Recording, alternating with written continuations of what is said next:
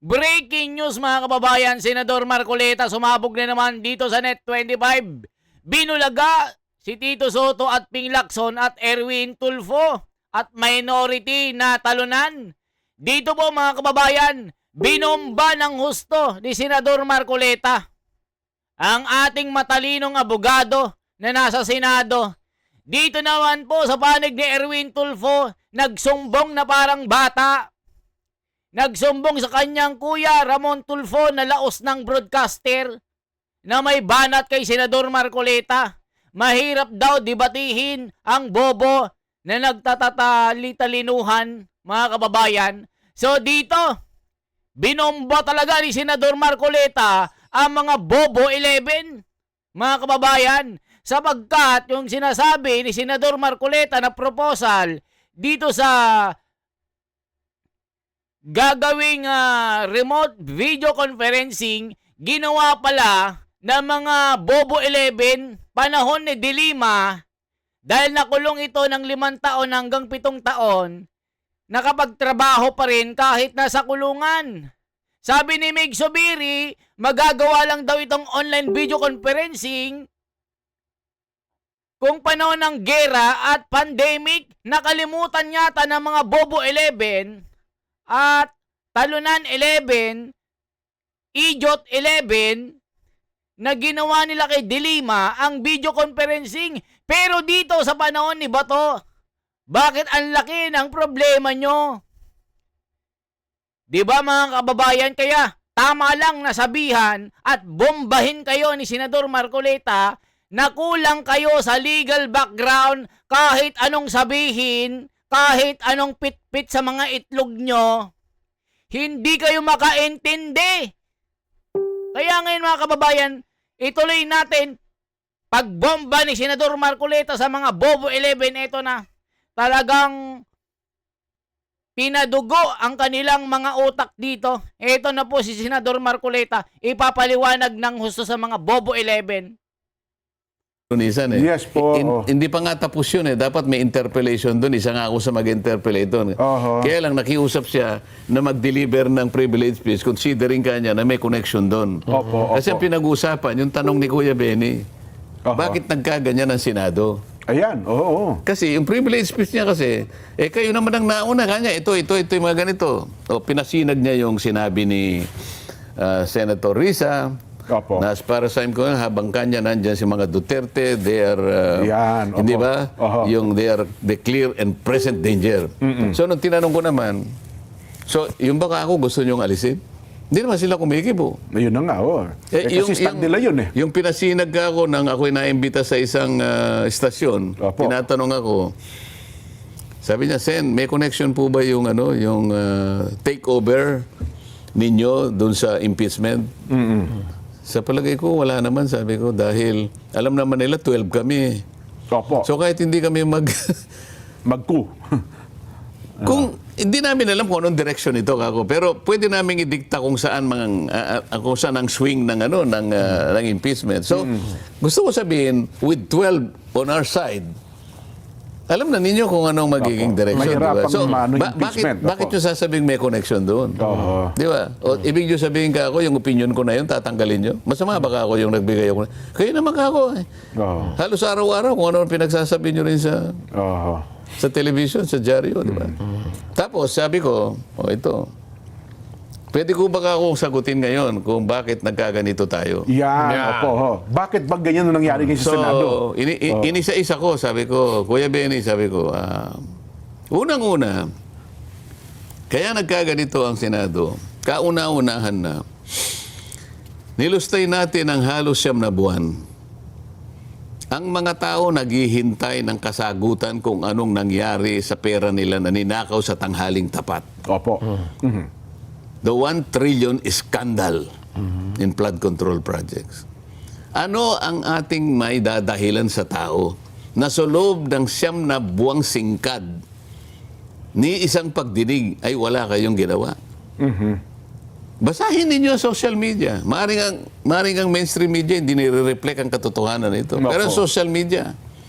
Mga kababayan, Tito Soto, bobo 11, makinig kayo. Ping Lacson. Di ba mga kababayan, sasabihin mo, the change of Senate leadership is ugly. Tapos sasabihin mo, pag pinalitan na si Peter Alan Cayetano sa pagka-Senate President, babalik ang tiwala ng taong bayan sa Senado. Bobo! Hestas Barabas! Balasubas! Di ba mga kababayan, anong ginawa nyo sa inyong liderato sa loob ng 9 na buwan? Pinag-antay nyo ang taong bayan. Ginigil nyo ang mga Pilipino na naghahantay ng katotohanan. Sasabihin nyo sa inyong panahon, maganda ang imahe ng inyong liderato, ang Senado ay ginagalang leche. Sabi ng mga tao, mga kababayan, Hestas Barabas kayo. Niloloko nyo ang taong bayan. 9 na buwan, walang resulta ang pag-iimbestiga, mga Hestas Barabas, Balasubas. Di ba mga kababayan, sasabihin nila, nasira na ang imahe ng Senado, mas maganda na ang imahe ng Kongreso, mga Hestas Barabas. Di ba mga kababayan ko? O, kita nyo mga namiminuno dyan sa Kongreso. Sino ba ang mga makikita dyan? Jervin Luistro. Wow, ang galing! Itutulad nyo pa kay Miriam Defensor Santiago? Eh di wow! Di ba mga kababayan? Pastor Benny Abante? Eh di wow! Estas Barabas kayo! Terry Ridon, anak ko, eh di wow! Di wow! Di ba mga kababayan? Sino pa? Joel Chua? Ang mga pangalan ng mga ito ay nasa maleta, mga kababayan. Kaya wala silang nagagawang mga development para hanapin ang mastermind. Kasi nga lahat po sapakat kasama sa maleta gang nagpamudmud ng pera. Kaya ang anong ginawa nila,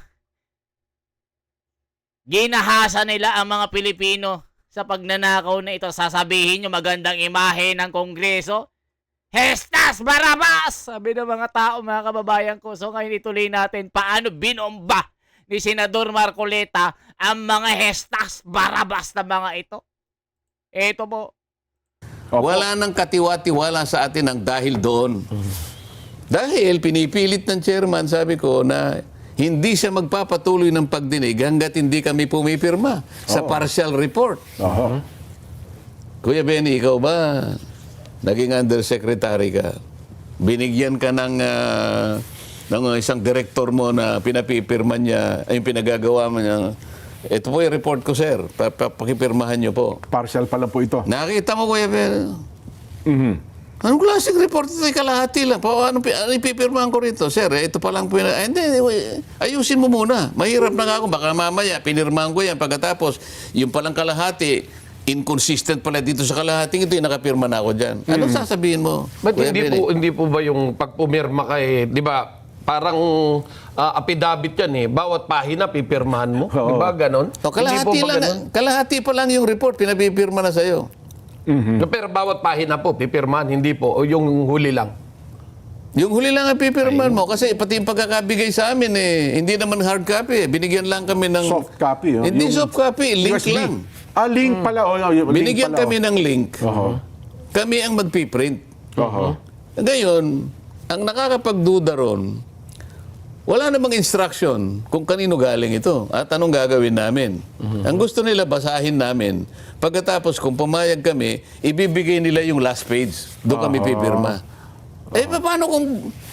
Paano kung pinalitan yung mga ilang pahina doon na nakapirma lang ako doon sa ano? Hindi naman binigay sa iyo yung... At saka, Kuya Benny, partial pa nga lang eh. Hindi pa yung buong report. Oho. O, pag gagawin ng bang kondisyon, ano sinabi ng tao ngayon? Nagalit ang tao. Oho. So, doon nagsimula ang kawalan ng pagtitiwala. Pagkatapos, ano pa? Ngayon lang nangyari. Isip-isipin mo, senador ng ating bansa, hinabol ng NBI.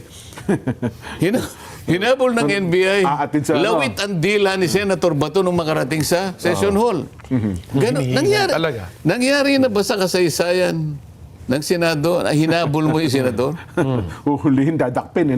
Talagang lawit ang dila ng tao. First time in the history Oo. ng Senado po yun. Pangalawa yun. Paano hindi babagsak ang dignidad ng Senado? Pagkatapos, yung isang miyembro ng USA, ito yung Sergeant Arms namin, Opo.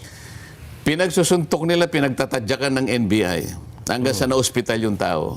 Meron ba nagsalita sa minority na mali ang ginagawa ninyo ganyan? Mali ang ginawa ninyong paghuli kay Senator, hindi dito sa premises natin. Meron ba nagsabi isa man sa kanila? Jen, Kuya? Wala. Tahimik po eh. Oh. Ito pa, inadmit ni Tito Sen. Bago dumating doon ang NBI, nakipag-coordinate sa kanya. Alas 7:22 pa yata. Doon nakita ko sa timestamp eh. Opo. Nandun na yung NBI, nakapwesto na ron. So maaga pala, nagmerienda pa rin doon sa opisina. Oo. Opo. Ngayon, nakipag-coordinate sila sa USA kung paano ang gagawin nila na nakaamba sila na dakpin. Ewan ko paano nila nalaman na darating nung araw na yun si Senator Bato. Kuya Benny, naging undersecretary ka ng DNR, naging administrator ka pa ng NIA. Kung nari ikaw ang Senate President, papayag ka ba na isa sa kasama mo doon sa mismong premises ng Senado, doon siya ulihin? Papayag ka? Well, kung buong legal yung papel, no? Buong legal yung papel, gagawang magpapacilitate ako ng magandang pagkaka-aresto. Pero doon sa hindi malapastangan. Hindi, pero sa Senado? Hindi, wag malapastangan yung yun, gusali ng kaya Senado. nga. Kasi kailangan iipilit pa rin natin yung separation of function ng executive at legislative. Kaya nga, executive sila, di ba? Di ba may pagkakapantay-pantay ang tatlong bahagi ng ating, sa tatlong sangay ng ating pamahalaan. Bilang ikaw ang ama ng Senado, Senate President. Opo. unang-una, yun lamang warrant of arrest na ang magsisilbi ay si Antonio Trillanes. Hindi mo ba i-verify si Trillanes ba sheriff ng ICC? Yun, siya ba ay nagtatrabaho sa Interpol? Siguro magdududa ka na nun eh. At teka muna, wag niyong gagawin dito. Unang-una, yung warrant of arrest, hindi pala dito sa ating bansa. Wala akong kinalamanan sa jurisdiction ng ICC. Ang tanging kinikilala ko ngayon yung ating judicial system. Kung ano man ang binabalak nyo, gawin ninyo pero sa labas ng Senado. Huwag po dito, utang na loob. Nakipag-coordinate kayo sa Senate President, kaya po ang nangyari, nasakripisyo, yun pong dignidad ng Senado. Nagtatanong po kasi kayo eh. Kung bakit nagkaganon Bakit tayo nagkaganito? Hindi po ba nyo alam ang sagot? Kayo po dapat ang unang nakakaalam ng sagot eh. Pinayagan po ninyo ito eh. Kasi, Kuya Benny, kaya naman nila pinayagan, additional safety factor sa kanila. Kasi nga, kung makakarating si Bato, makakaboto siya sa araw na yun. Makakaboto ng leadership ng Senate President. Ito pa, sabi niya. Sabi nung isa doon, sabi ni Ping, alam mo kaya napalitan si Senate President Soto. Senate President Soto. Kasi hindi siya marunong mag-alaga eh. Hindi kagaya ni Senator Chis. Sino ba dapat alagaan? Yung membro ng Yung Senado? membro. Ganun ho ba? Kami, kasi ang pag-aalaga namin kasi ay, yung kung ano lang yung tama. Kasi si Senator Chis, sabi niya, mayroong 142 billion. Ba? Kuya Benny, pag gano'n narinig mo, member ka ng Senado, Medyo mabigat yun. ano na, ang ba sa loobin mo naman? Mabigat na paratang ho yun. So para bang kami, mamubudbud ng pera kaya ni Chis. pala kami tuwan-tuwa kay SP Chis Escudero. Dati. sapagkat nabibiyayaan kami ng material na bagay.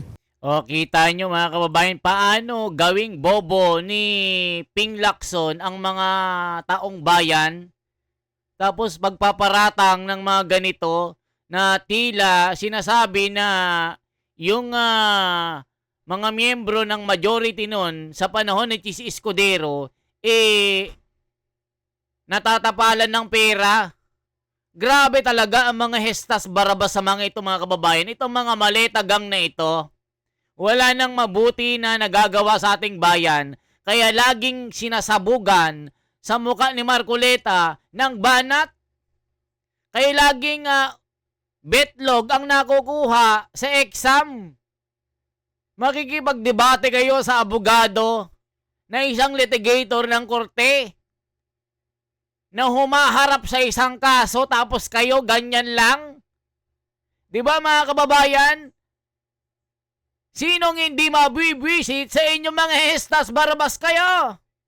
'Di ba mga kababayan ko? Kaya dito nagugulpi sila ni Senador Marcoleta eh.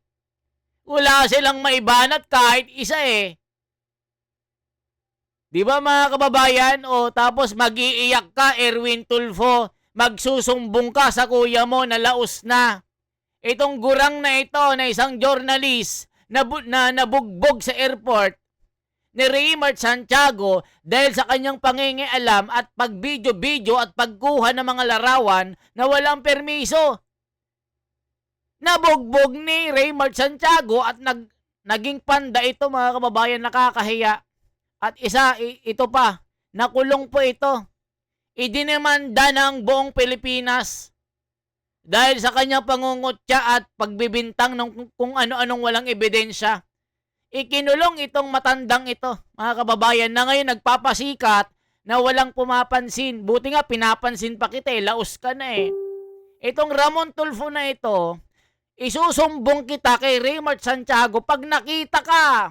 Baka masapak ka ulit ni Raymart Santiago. Sabihin ko, Raymart, pakisapak nga ito. Ang kulit eh. Laos na, papasikat pa eh. O ngayon mga kababayan, ituloy pa natin ang pagbuga ni Marcoleta sa mga Bobo 11. Isipin mo naman itong klaseng paratang na ito. Oho. Kapwa niya senador po yun, ha? Oh. Paano kami ngayon? Tanong niya kasi kanina, mahirap sagutin. Paano?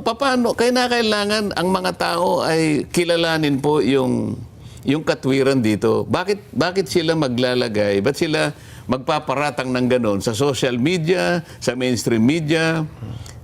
Dahil hindi raw marunong mag-alaga si Soto. Kung ang pag-uusapan, material na bagay.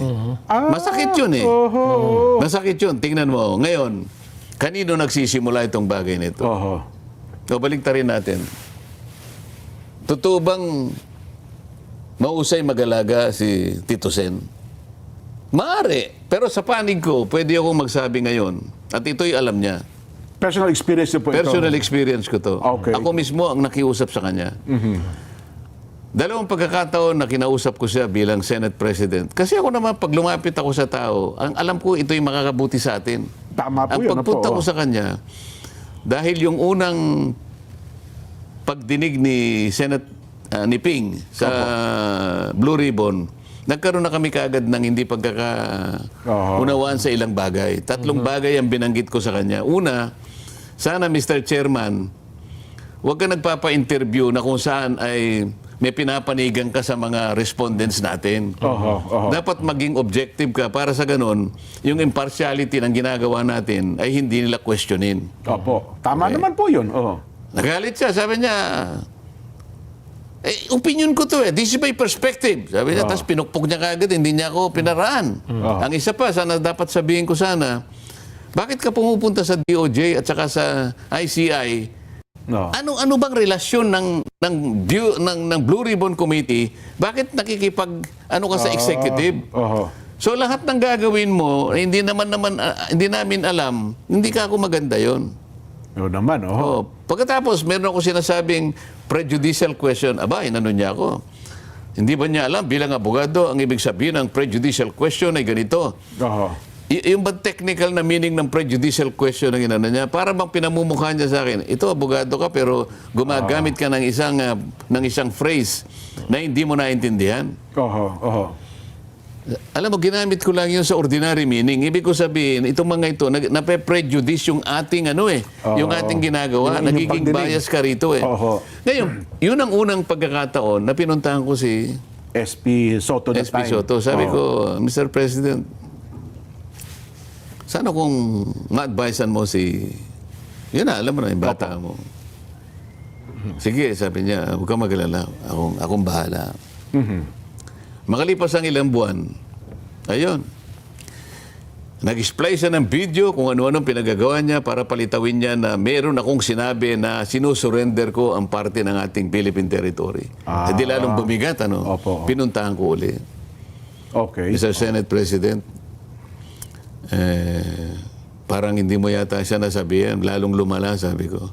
Kaya mo kanya, anin ko na ngayon, sabi niya. Oho. Wala rin nangyari. Wala rin nangyari. Hanggang ngayon nagsasalita.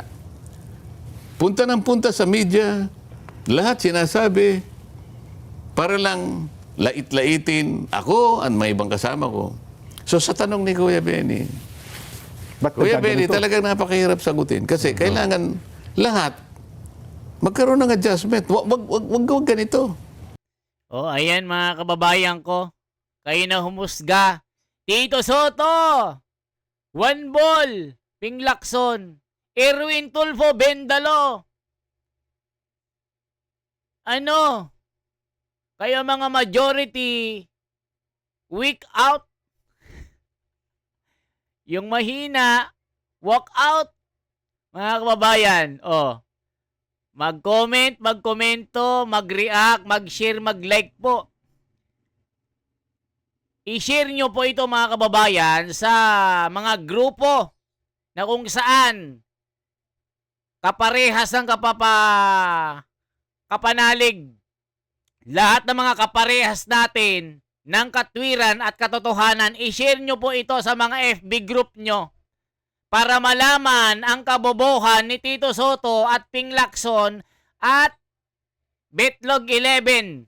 Mga kababayan ko, para malaman nila, isampal-sampal nyo itong video sa kanila.